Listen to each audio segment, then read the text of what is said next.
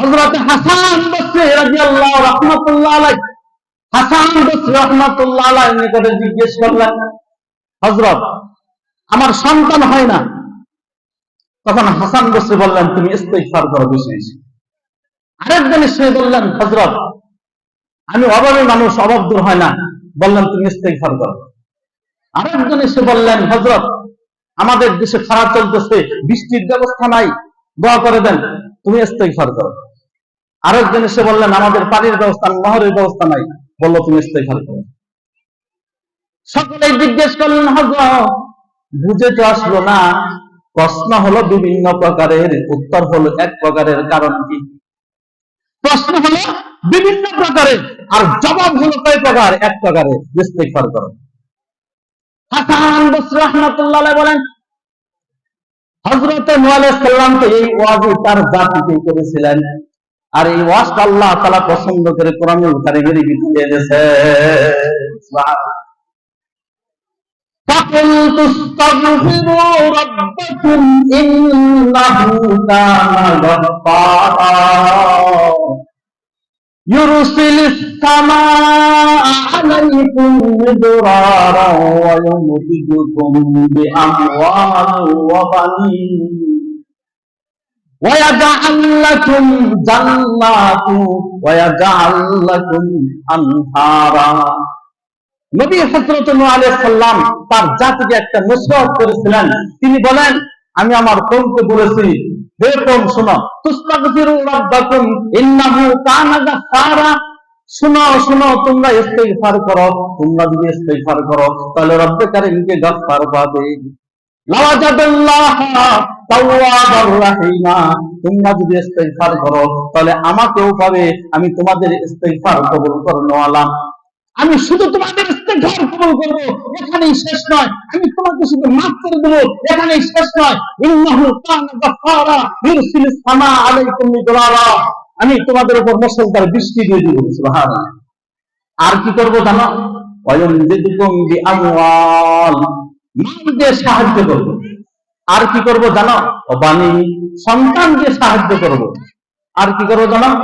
ওয়ায়াজআল লাকুম জান্নাতিন ওয়ায়াজআল লাকুম আনহারা। আমি তোমাদের বাগানগুলোকে ফুলে ফুলে ভরে দিব। তোমাদের বাগানগুলোকে ফুলে ফুলে ভরে দিব। তাহলে বুঝা গেল, সকল সমস্যার কারণ, সমস্যার সমাধান একমাত্র ইস্তিগফার। আমাদের সকল সমস্যার সমাধান আল্লাহ পাক ইস্তিগফারের ভিতরে রেখে দিয়েছেন। আজীব কথা হলো, বিষয় হলো, এমনকি সত্যি ইস্তিগফারের ভিতরে। এজন্য হাসান বসরিকে একজন জিজ্ঞেস করলেন, হযরত সুবহানাল্লাহর দাম বেশি না আস্তাগফিরুল্লাহর দাম বেশি? তখন হাসান বসরি বললেন, জামাতে যদি ময়লা হয় সাবানের প্রয়োজন বেশি না আতরের প্রয়োজন বেশি? কথা বলেন। সাবানের প্রয়োজন বেশি। সুবহানাল্লাহ হলো আতরের মতন, আর ইস্তিগফার হলো সাবানের মতন।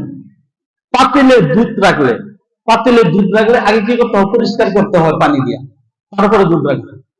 আস্তাগফিরুল্লাহ দিয়া পরিষ্কার করা হয়, দেওয়া হয়, আর সুবহানাল্লাহ দিয়ে পূর্ণ করা হয়। হাসান বসরি এজন্য হযরত আব্দুল্লাহ ইবনে মাসউদ বললেন, আমার সমস্যার কারণ হলো আমার গুনাহ, আর সমাধান ইস্তিগফার।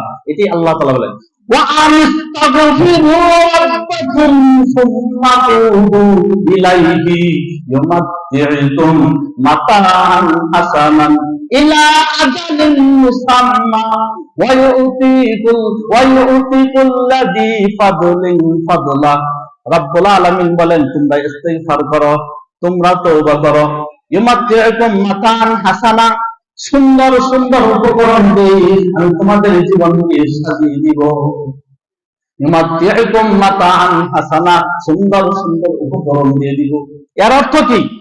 এর অর্থ হলো এই, যেন রব বলতেছেন, বান্দা যখন যা লাগে সব আমি পুরা করে দেবো। সুবহানাল্লাহ। বান্দার যখন যা লাগে সব পুরা করে দেবো। এজন্য আমরা বেশি বেশি বলবো, আস্তাগফিরুল্লাহ ওয়া আতুবু ইলাইহি, আস্তাগফিরুল্লাহ ওয়া আতুবু ইলাইহি। অনেকে করে আস্তাগফিরুল্লাহ কাপ করি, এটা কাপ না, আস্তাগ না, আস্তাগফিরুল্লাহ ওয়া আতুবু ইলাইহি, আস্তাগফিরুল্লাহ ওয়া আতুবু ইলাইহি। ওয়া আনিস্তাগফিরু রাব্বাকুম সুম্মা তুবু ইলাইহি ইউমাতিকুম মাতাআন হাসানান ইলা আজালিন মুসাম্মা ওয়া ইউতি কুল্লাযী ফাদলিন ফাদলা। রাব্বুল